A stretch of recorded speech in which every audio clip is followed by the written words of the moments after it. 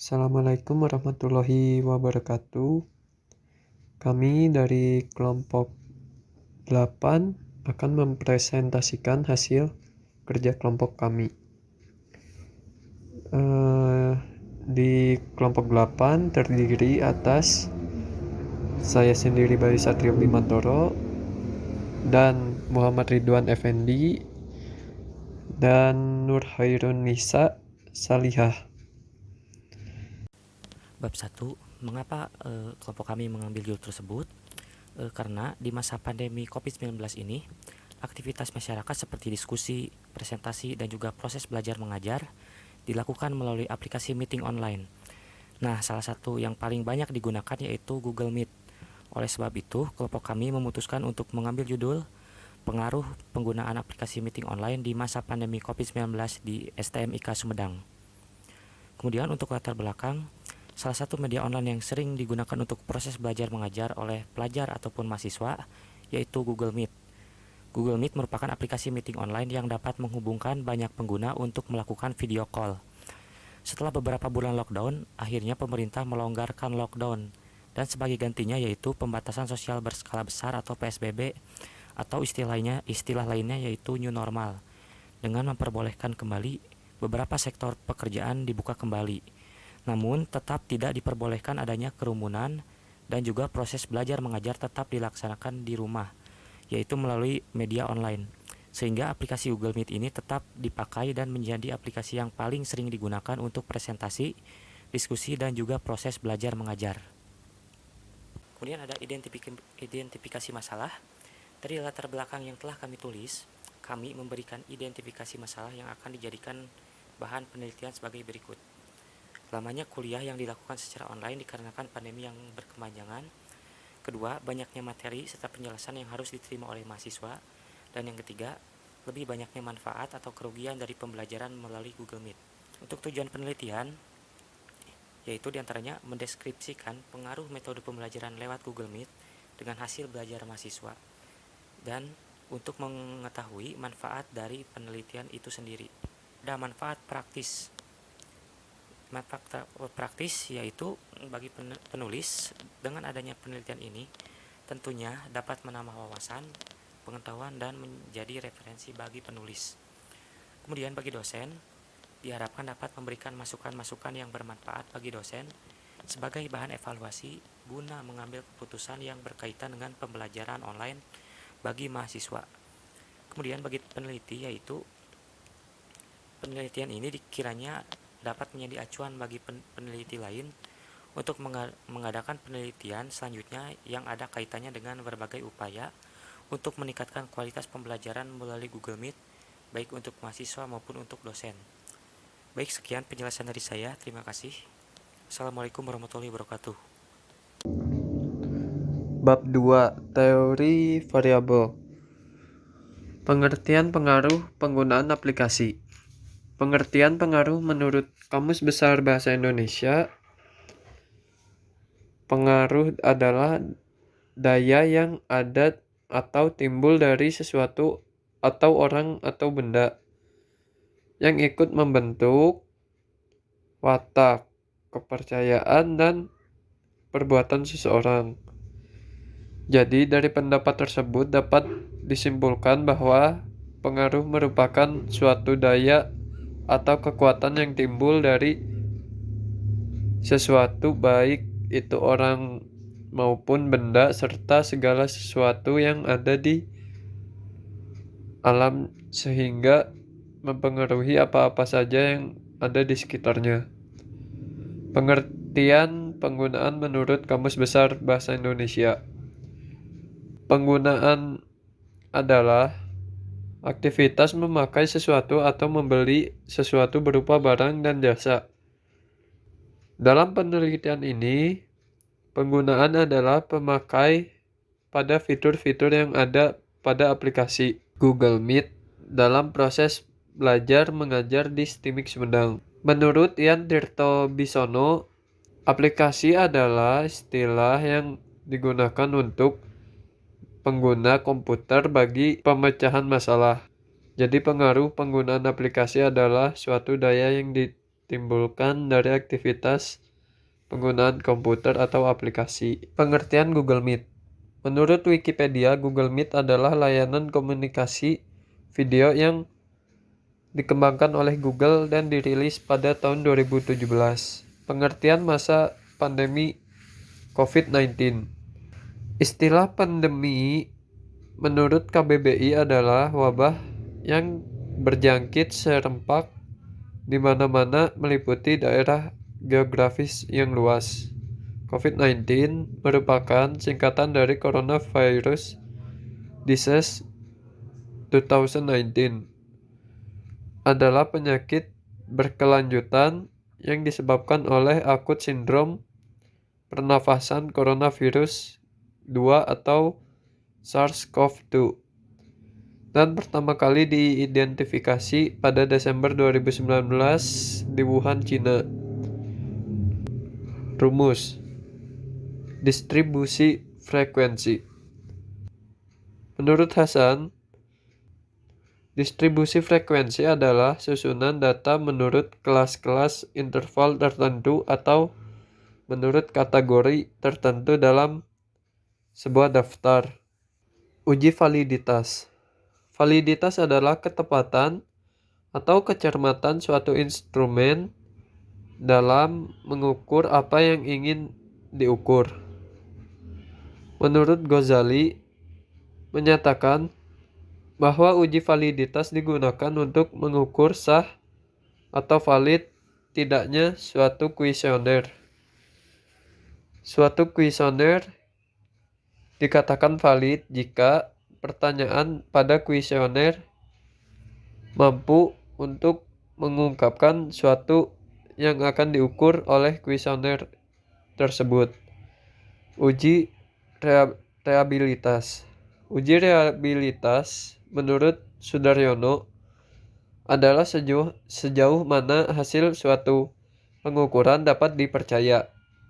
Di dalam hal ini, suatu hasil pengukuran dapat dipercaya apabila dalam beberapa kali pelaksanaan pengukuran terhadap kelompok subjek yang sama memperoleh hasil pengukuran yang relatif sama, selama aspek yang diukur dari dalam diri subjek belum atau tidak berubah. Uji korelasi. Menggunakan rumus Pearson product moment, koefisien korelasi sederhana disebut juga dengan koefisien korelasi Pearson. Karena rumus perhitungan koefisien korelasi sederhana ini dikemukakan oleh Karl Pearson, yaitu seorang ahli matematika yang berasal dari Inggris. Rumus yang dipergunakan untuk menghitung koefisien korelasi sederhana adalah sebagai berikut. Rumus ini disebut juga dengan Pearson product moment. Seperti ini ya rumusnya. Nah, selanjutnya kita ke koefisien determinan, yaitu KD sama dengan R pangkat 2 kali 100%. Regresi. Nah, untuk regresi seperti ini. F hitung sama dengan R pangkat 2 dibagi K per 1 dikurang R pangkat 2 dibagi N dikurang K dikurang 1. Dan ini contoh tabel rumus uji hipotesis. Objek penelitian. Objek dari penelitian kami yaitu aplikasi Google Meet. Responden dari penelitian kami yaitu mahasiswa STEMIK Sumedang. Jumlah responden dari penelitian kami berjumlah 30 orang. Ini format kuesioner pertanyaan yang kami gunakan untuk mengisi kuesioner. Ini variabel X-nya. Dan ini pertanyaan untuk variabel Y. Perkenalkan, saya Nur Hairunisa. Di sini saya akan menjelaskan bab 3, yaitu ada distribusi frekuensi, uji validitas, uji reliabilitas, uji korelasi, koefisien determinan, regresi, dan uji hipotesis. Ya, di sini ada data-data dari form. Ini data-data variabel X, dan kita akan ganti nama, dan di sini ada name, namanya diubah jadi P1, P2, dan seterusnya. Lalu di sini ada values. Untuk valuesnya untuk nomor 1 yaitu sangat tidak setuju, untuk nomor 2 tidak setuju, untuk nomor 3 kurang setuju, 4 setuju. Ini keterangan dari Google Form yang diisi. Untuk 5 sangat setuju.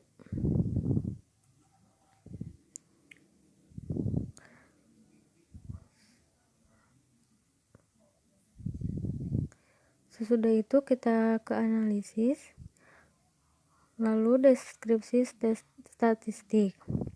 Ya, di sini disalin dan muncul data-datanya di sini P1 sampai P10. Ini distribusi frekuensi.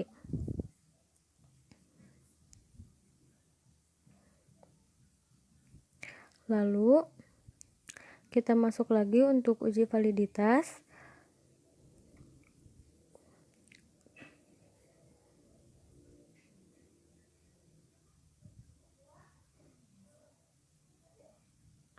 Nah, ini tabel dari uji validitas.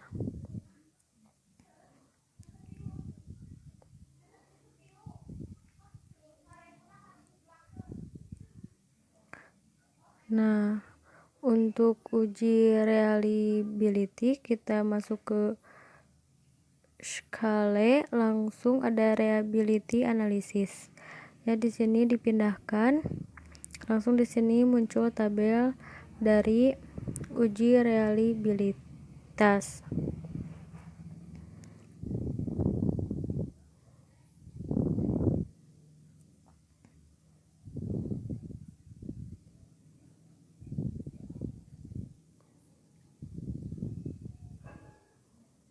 Selanjutnya untuk korelasi, kita ini dari variabel X dan Y. Kita ganti namanya, lalu kita ke analisis. Langsung di sini dipindahkan, di sini sudah dicentang-centang, lalu oke. Nah, di sini sudah ada uji korelasinya.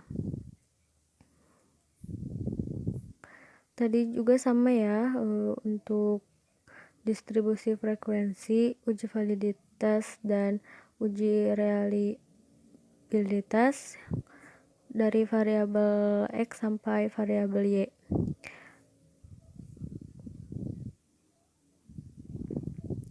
Nah, ini masuk ke statistik, ini masih di korelasi. Nah, ini sudah muncul, ini regresinya. Untuk koefisien determinan, di sini saya menggunakan rumus R kuadrat dikali 100%. Untuk R-nya 0,841 kuadrat dikali 100, dan hasilnya 70,72%. Untuk regresi, di sini ada variabel X, variabel Y, lalu ada XY, lalu ada X kuadrat dan Y kuadrat. Di sini ke regresi linear. Untuk dependernya X dan independernya X. Nah, di sini sudah muncul regresinya. Bab 4, kesimpulan dan saran. Untuk kesimpulan dari penelitian kami, lamanya kuliah yang dilakukan secara online dikarenakan pandemi COVID-19 yang berkepanjangan, banyaknya materi serta penjelasan yang harus diterima oleh mahasiswa, lebih banyaknya manfaat atau kerugian dari pembelajaran melalui Google Meeting atau Google Meet. Salah satu media online yang sering digunakan untuk proses belajar mengajar oleh pelajar atau mahasiswa yaitu Google Meet. Google Meet merupakan aplikasi meeting online yang dapat menghubungkan banyak pengguna untuk melakukan video call, sehingga aplikasi Google Meet tetap dipakai dan menjadi aplikasi yang paling sering digunakan untuk presentasi, diskusi, dan juga proses belajar mengajar. Untuk saran, penulis menyarankan beberapa hal terkait dengan penggunaan aplikasi Google Meet untuk pembelajaran mahasiswa di atas, antara lain: 1. Memberikan jadwal yang pasti ketika akan melakukan pertemuan dengan aplikasi Google Meet. 2. Mempersiapkan segala hal yang berkaitan dengan materi baik pembelajaran, presentasi, dan lain-lain supaya penggunaan aplikasi Google Meet menjadi lebih efektif dan efisien. 3. Baik mahasiswa maupun dosen bisa memilih operator jaringan internet dengan kualitas terbaik di daerah masing-masing agar pengguna aplikasi Google Meet bisa lancar. 4. Penulis juga mengharapkan kritik dan saran dalam penulisan makalah di kemudian hari. Sekian presentasi dari kelompok kami. Saya tutup dengan wassalamualaikum warahmatullahi wabarakatuh.